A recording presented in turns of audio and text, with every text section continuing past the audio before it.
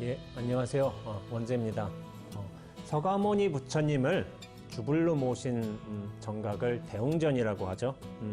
대웅전은 말 그대로 큰 영웅을 모신 집이라는 뜻인데요. 과거에는 우리가 한 사람의 영웅을 필요로 했습니다. 그런데 지금에는 모두가 각자의 영웅이 될 수가 있습니다. 부처님을 닮고 싶고 또 본받고 싶은 마음으로 열심히 수행을 하면서 그 속에서 나의 본 모습을 발견하고 온전히 나로서 산다면은 누구나 영웅이 될 수 있습니다. 오늘도 온전한 나로 살기의 질문들 한번 시작해 보겠습니다. 제가 이제 선원에서 수행을 하기도 하지만은 이제 산철이라든지 가끔 이제 시간이 날 때는 제가 영화를 보기도 해요. 제가 몇 해 전에 굉장히 인상 깊게 본 영화가 있어요. 영화 제목은 이제 플로리다 프로젝트였는데 그 첫 도입부의 장면이 저한테 굉장히 인상적이었던 것 같아요. 거기서 주인공인 이제 세 꼬마가 나오는데 무늬하고 스크티하고 잭이 나와요.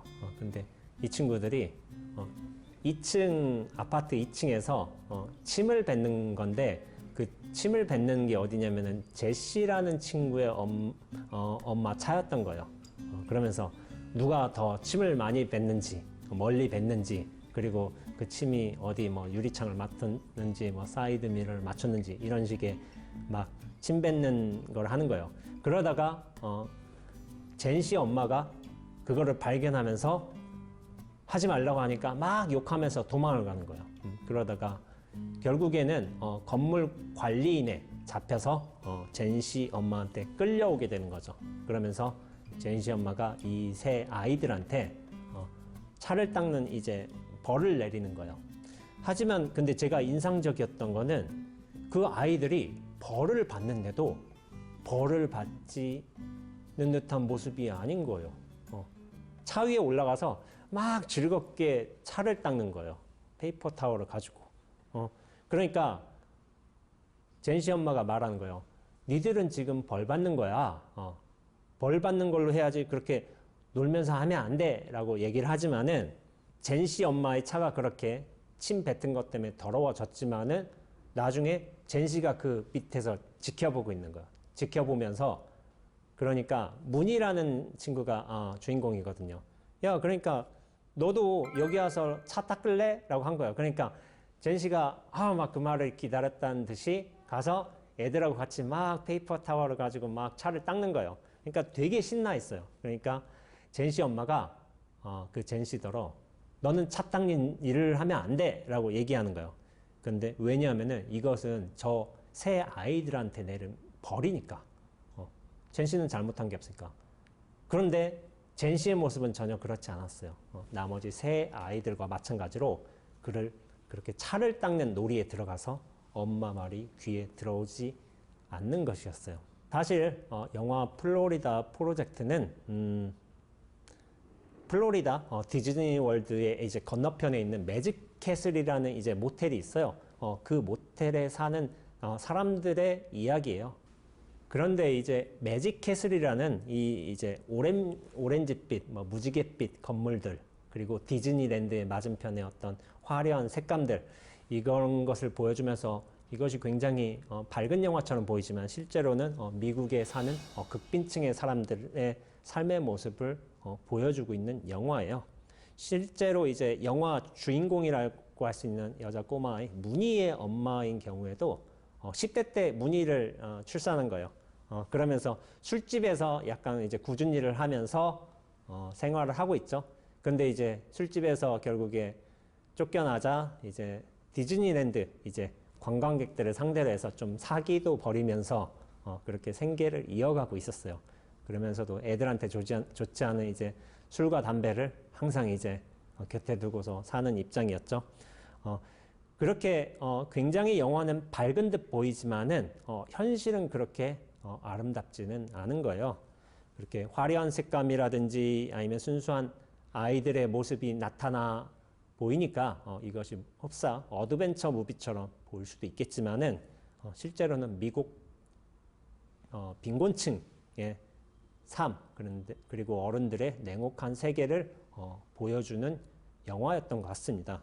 감독은 그런데 이러한 굉장히 슬프고도 우울한 현실을 보여주는데 그 영화가 그렇게 슬프고 우울하지만 않게 느껴지는 것은 그 현실을 바라보는 시선을 아이들의 시선으로 잡았기 때문이라고 생각을 하게 돼요. 그러니까 아이들은 순수하잖아요. 그리고 굉장히 단순하잖아요. 그러면서도 이 영화는 얼핏 보면은 굉장히 이제 아름답지만 동시에 슬프고 그러면서도 우울하지만 굉장히 즐겁고 어떤 면으로 가벼운 듯 보이지만 굉장히 진지한 내용을 다루고 있었던 것 같습니다.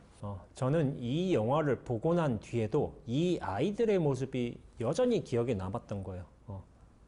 분명히 벌로 차를 닦으라고 이게 페이퍼 타로 줬지만은 차 위에서 그렇게 즐거운 모습으로 이제 차를 닦는 모습을 보고 그 기억이 잊혀지지 않는 거예요. 그러면서도 제가 좀 노는 것을 좋아해서 그런지 몰라도 와, 어쩌면 저렇게 잘 놀지?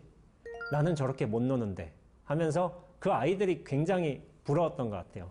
사실 아이들에게는 시와 비, 잘못과 처벌이라는 이런 개념들이 우리 어른들처럼 명확하게 나누어져 있지 않습니다. 어떻게 보면 애들은 생각 없이 차에 침을 뱉었고 막 생각 없이 웃고 그러면서 제니씨 엄마가 뭐라 하니까 막 도망가고 그러면서 잡혀오면서도 차를 닦으면서도 생각 없이 즐겁게 막 차를 닦고 있는 거예요. 그렇다고 애들이 생각이 없는 건 아니죠. 생각은 있지만은 생각에 대한 집착이 없는 것이죠. 그러니까 제가 말씀드리자면은 생각의 미분화 상태나 약분화 상태에 아마 애들이 있지 않나. 그래서 우리가 애들을 두고 그렇게 순수하다고 이야기하지 않나 하는 생각을 하게 됩니다. 이게 참 받아들이기 나름이겠지만은 저는 이게 참 좋은 것 같아요. 순수하게 무질서이고 또한 순수하게 무분별인 것.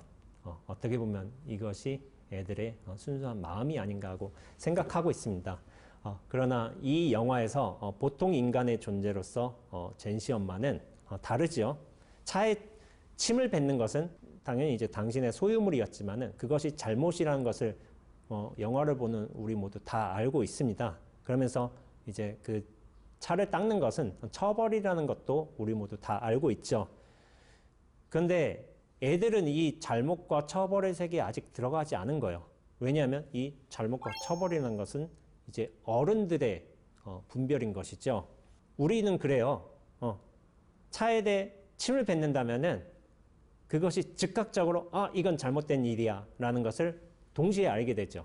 이거는 뭐 생각할 여지가 없는 거예요. 우리가 하는 그 모든 행위에 어떤 옳고 그름에 대한 평가가 곧장 나타나는 거죠.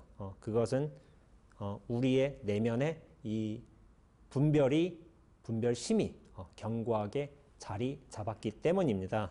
제가 말씀드리고자 하는 것은 애들한테 잘못이 없다. 침을 뱉어도 된다. 당연히 그런 말은 아니죠.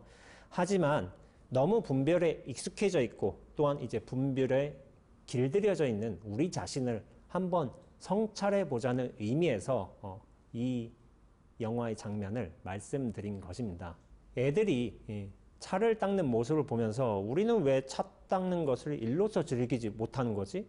그리고 왜 우리가 하는 건 일이 되고 쟤들이 하는 건 놀이가 되는 거지? 그러면서 우리는 지금 이 순간의 삶을 이 순간에 나타나는 모든 경계들을 어떤 놀이로서 즐기지 못하는 거지? 이런 의문을 계속했기 때문에 그 애들이 차를 닦는 모습이 제 기억에서 좀 오랫동안 사라지지 않은 것 같습니다. 그러면서 아이들의 어떤 즉흥적인 모습, 꾸밈없는 모습, 이런 모습들이 어떻게 보면 우리가 수행을 통해서 돌아가야 할 원형의 모습이 아닌가 하는 생각을 하게 되었어요. 그것은 이제 집착 없는 분별로서 우리 앞에 놓인 삶을 놀이로 받아들인 것. 이것이 저는 어쩌면 우리가 수행을 하는 이유가 아닌가 하는 생각을 하게 된 것입니다. 말씀드렸다시피 우리가 살면서 받아들이는 지식과 분별은 사실은 바깥에서 들어왔어요. 우리 처음부터 있었던 건 아니에요. 차에 침을 뱉지 말라고 하는 것도 어른인 것이고 그런 이제 침을 뱉은 행위에 대한 이제 처벌로 겪으면서 그것을 또 이제 처벌을 받아야 된다는 것도 이제 가르쳐 준 것도 사실은 어른이에요. 그러면서 우리 인간 존재라는 것은 어떤 경험과 교육을 통해서 무엇을 해야 되고 또 무엇을 하지 말아야 되는지를 그런 사고와 행동 거지들을 익히는 것 같습니다. 그런데 이제 이런 사고와 행동을 익히면서 무엇이 형성되냐면은 저는 나라는 것이 형성된다고 보고 있습니다. 한번 어렸을 때를 한번 떠올려 보세요. 그때 나란 존재가 진짜로 있었나? 제 개인적인 느낌으로는 어렸을 때를 떠올려 보면 어떤 전체가 크게 느껴지는 것 같아요. 세상이 굉장히 컸죠. 컸는데 그것은 세상이 큰 것이기도 하지만은 내 몸이 작아서 그런 것이라는 생각은 들진 않아요. 그리고 내가 어렸기 때문에 기억력이 없었기 때문에 기억력이 약했기 때문에 그렇게 세상이 큰 것처럼 느껴졌다는 게 아니라 제 생각에는 나란 존재가 분명하지 않았기 때문에 그렇게 나와 세상을 잘 구별하지 못했기 때문에 세상이 크게 느껴지는 것이 아닌가라는 생각을 하게 되는 거예요. 그런 의미에서 제가 어렸을 때 기억을 떠올려 보면은 세상은 전체로 다가왔고 나라는 존재도 어떤 면에서는 전체로 경험이 되었던 것 같아요. 구분이 없었기 때문에 나와 세상에. 그러면서도 제가 이런 기억들이 있어요. 어렸을 적에. 대 6살쯤 되었을 때일 거예요. 그때 제가 죽음이 있다는 걸 처음 알았거든요. 사람은 누구나 죽는다는 거. 그러니까 그때 막 슬퍼서 막 울고 있었어요. 그러니까 당시에 제가 왜 울고 있냐고 어머니가 이제 온 거예요. 그러니까 사람은 죽는데 라는 사실을 얘기하니까 저희 어머니가 엄청 깔깔깔 웃는 거예요. 난 억울해 죽겠는데 난 죽는다고 해서. 깔깔깔 웃는데 제가 그게 되게 원망스러웠어요. 나는 이렇게 슬픈데 이렇게 죽음이 있다는 사실을 알고서 너 아직 죽으려면 멀었다고. 당시에 저희 모친께서 아마 30살쯤 되셨을 거예요. 제가 대여섯 살쯤 됐을 테니까. 이렇게 제 삶에 물론 여러 일이 있었지만 특별하게 기억나는 순간들이 있어요. 근데 지금에 있어서 그런 기억들을 떠올려 보면은 어떻게 되냐면은 내가 본 장면이 보이는 것뿐만이 아니라 전체가 보이는 거예요. 그런데 전체로서 보게 되면은 나란 존재도 등장인물인 거예요. 내가 중심인 것이 아니라. 그런데 우리가 유년기를 거치면서 그 어느 순간에서부터 이 규정할 수 없는 이 전체의 관점에서 나라는 중심으로 자리를 잡게 됩니다. 그러면서 나라는 존재가 이 실체성과 중심성을 강화하는 과정을 거치게 되어 있습니다. 인간은 기껏해야 이제 2m 안에 이제 몸에 살고 있잖아요. 그런데 이런 식으로 몸에 쪼그라들었다는 느낌이 드는 거예요. 근데 쪼그라들었다는 것은 단지 이제 육체만이 쪼그라든 것이 아니라 내가 바라보는 시선도 같이 쪼그라들었다는 느낌을 많이 느꼈어요. 이렇게 전체의 세상과 어떤 전체의 관점을 잃어버리고 나에게로 들어앉은 것, 이것이 어떻게 보면 인간에게서 고통의 시작이 아닌가 하고 생각하고 있습니다. 앞서 얘기한 것처럼 그래요. 나란 존재도 이 전체에서의 한 등장인물인데 이렇게 인연 따라 드러난 건데 그런 인연 따라 드러난 것임을 이제 망각하고 나를 중심으로 실체화를 더욱 견고히 하고 또한 중심성을 강화하는 과정, 이런 과정들을 통해서 우리가 인간이 고통이 발생하는 것 같습니다. 금강경에서는 이제 상을 이야기를 하죠. 아상, 인상, 중생상, 수자상이 있는데 그 중에 가장 이제 근원이 되는 것이 아상이에요. 나라는 상이 생겨나면서부터 나에 대해 집착을 하게 되고 그로부터 고통이 생겨나는 것이죠. 그래서 근데 이 나로부터 고통이 생겨난다는 이런 관점이 단지 이제 불교만에 있는 건 아닌 것 같아요. 사실 제가 어렸을 적에 교회를 다녔거든요. 교회를 굉장히 열심히 다녔어요. 왜냐면 일요일 날 특별히 할 일이 없어가지고 할 일 없으니까 친구들 모이는 교회 가서 놀자라는 생각으로 다녔는데 교회 다니면서 아무래도 성경 이야기를 듣게 되죠. 그 중에 유난히 기억에 남았던 게 창세기였던 것 같아요. 창세기에서 아담과 하와가 살고 있는 에덴 동산, 이것이 저희 기억에 굉장히 깊숙하게 각인된 것 같습니다.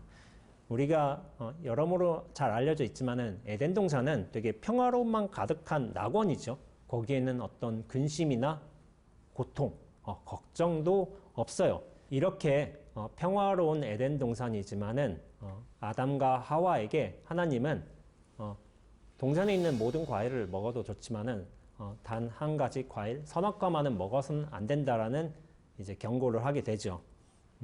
성경에서는 이 선악과를 두고 한글 성경에서는 굉장히 단순하게 이야기하죠. 선악과라고. 근데 저는 나중에 이 선악과의 영어 이름이 무엇인가 봤을 때 굉장히 좀 인상 깊었던 것 같아요. 그 영어 이름이 뭐냐면은 The fruit of tree of the knowledge of good and evil.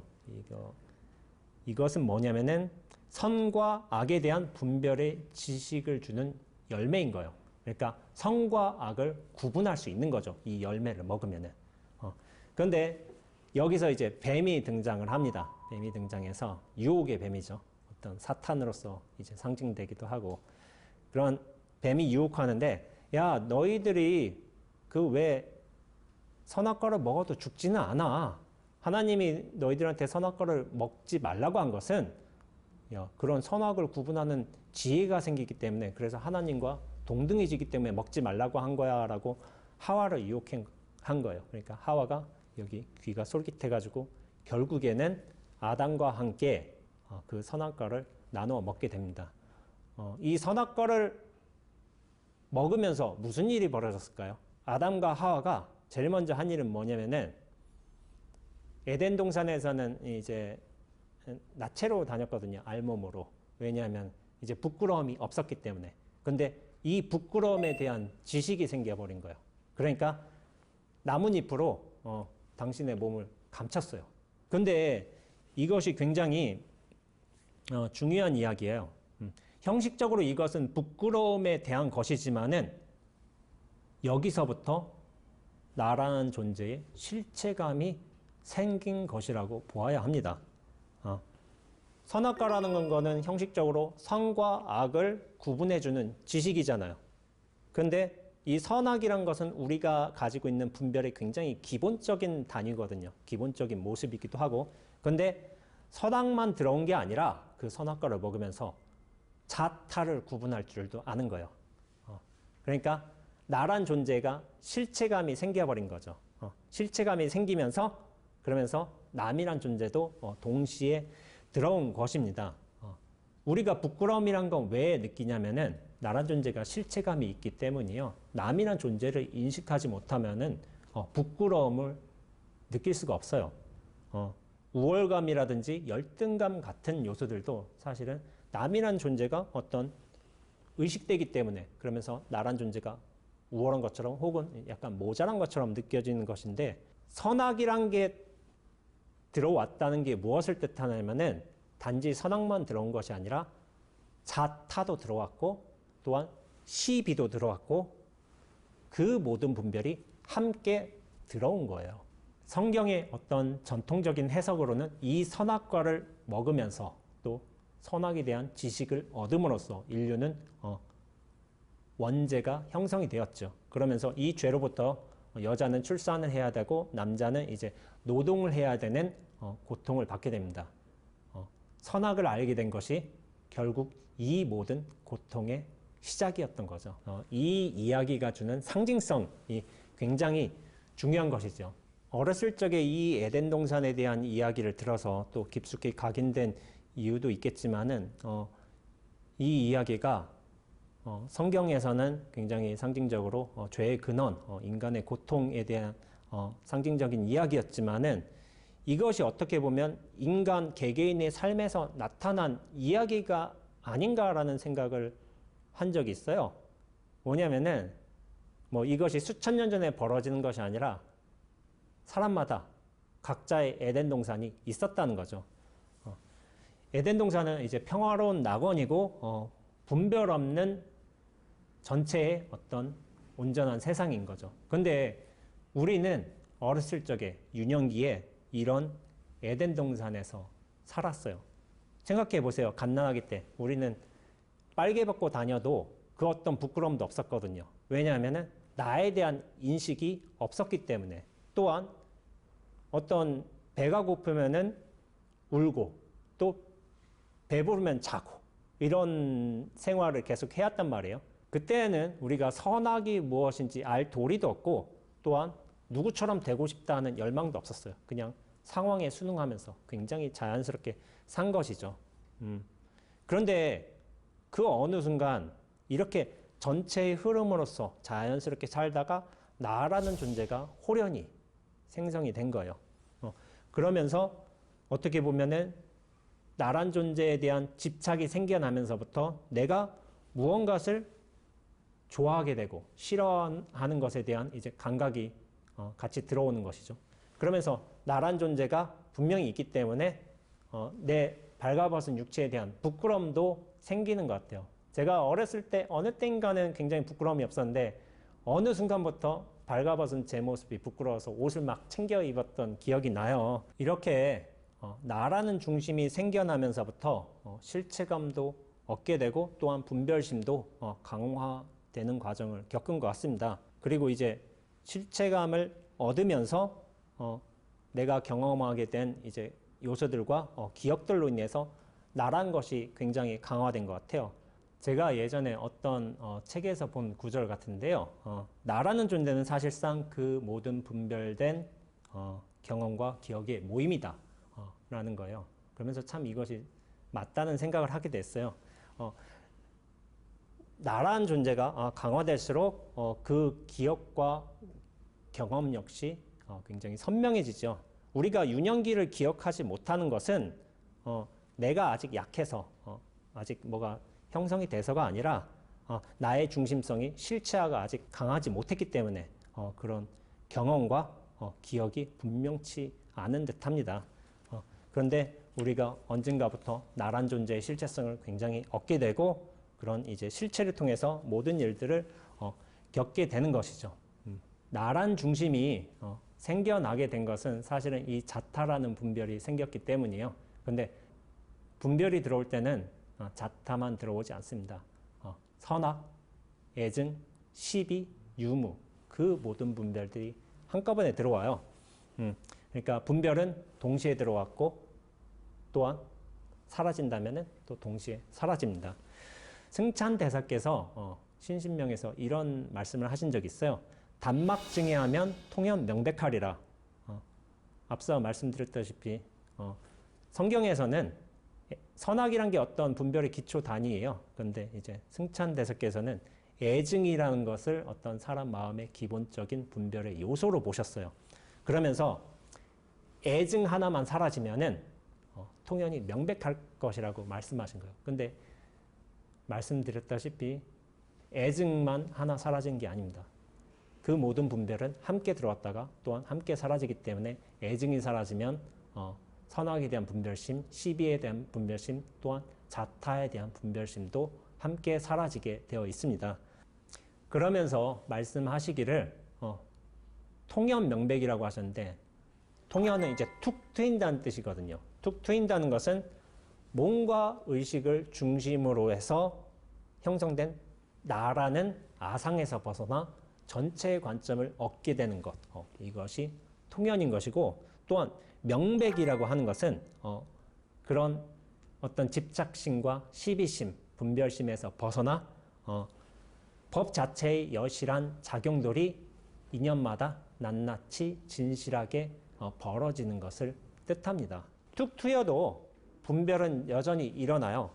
그러나 그것은 나라는 좁은 중심, 아상에 갇혀서 일어난 것이 아니라 전체의 바탕에서 인연의 법은 결코 사라지지 않거든요. 그런 인연에 따라 일어난 진실한 일들이 되는 거예요.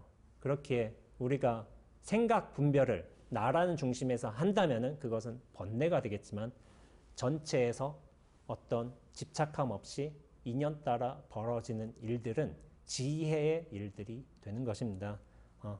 무아라는 것은 나의 실체성, 중심성이 사라지는 것을 뜻하지 나라는 존재 자체가 사라지는 것을 뜻하는 것은 아니에요. 말씀드렸다시피 이 전체라는 바탕은 온전히 유지되고 있거든요. 그것에서 인연에 따라 나라는 존재도 한 상황으로 한 모습으로 이렇게 나타나는 것이 무아의 바른 뜻일 것 같습니다. 저는 영화 플로리다 프로젝트를 보면서 이런 생각을 했어요. 다른 분들께서는 이 영화가 주는 메시지에 비해서 별스럽지 않은 내용, 저 겨우 차 닦는, 침 묻은 차를 닦는 내용이 저거 별스럽지 않은데 저걸 집중해서 보셨다고 생각하실 수도 있겠지만은 어떻게 보면 저는 이 첫 장면에서 우리가 돌아가야 할 근원의 모습, 본래의 자리를 저 아이들이 보여준 것이 아닌가라는 생각을 하게 되는 거예요. 그러면서 우리가 그 어느 순간 나로 들어 앉았고 이 나로 들어 앉으면서 몸뚱어리와 생각 속에 우리를 가두고서 스스로 괴로워하는 게 우리 중생들의 삶이 아닌가라는 생각을 하게 됩니다. 그렇게 분별과 집착에 휘둘리면서 중생의 삶을 살다 보니까 저 아이들처럼 이 삶 전체가 본래 놀이였는데 저 놀이의 모습을 잃어버리고 순간순간을 번민과 고통으로 받아들인 것이 아닌가 이런 생각을 많이 하게 됐어요. 그리고 그것이 다른 사람에 대한 얘기가 아니었죠. 저 자신의 모습이 그렇다는 이제 생각을 많이 하게 되었던 것이죠. 우리가 나에 대한 집착과 실체와의 관념에서만 벗어날 수 있다면, 그리고 이 몸뚱어리가 나라는 착각에서 벗어날 수 있게 된다면은 전체에 대한 안목을 얻게 되리라 생각을 합니다. 이렇게 우리가 전체로서의 안목이 확장될 수 있다면 나에 대한 중심성과 실체와 여기에 대한 부담을 떨구면서 삶의 경계와 순간순간을 하나의 놀이처럼 이렇게 자연스럽게 대할 수 있지 않을까 하는 생각을 하고 있습니다. 비록 영화에서 나타난 별스럽지 않는 한 장면이었는지도 모르겠지만 저는 저 아이들의 순수한 모습이, 저런 자연스러운 흐름이, 또 삶 전체를 놀이로서 대하는 저런 순수한 마음이 우리가 수행을 통해서 나아가야 할 모습을 가르쳐주고 있는 것이 아닌가 하는 생각으로 영화 이야기를 한번 해보게 되었습니다. 저는 자신을 비우고 전체를 인식하는 것이 수행이라고 생각합니다. 그렇게 하면 순간순간이 진실한 인연으로 돌아오게 됩니다. 또한 삶이 가벼워지고 즐거워집니다. 나보다 전체를 볼 줄 아는 지혜로운 불자님들이 되시기를 바라면서 우리 모두 적당히 건강하고 적당히 행복합시다. 네, 원지였습니다.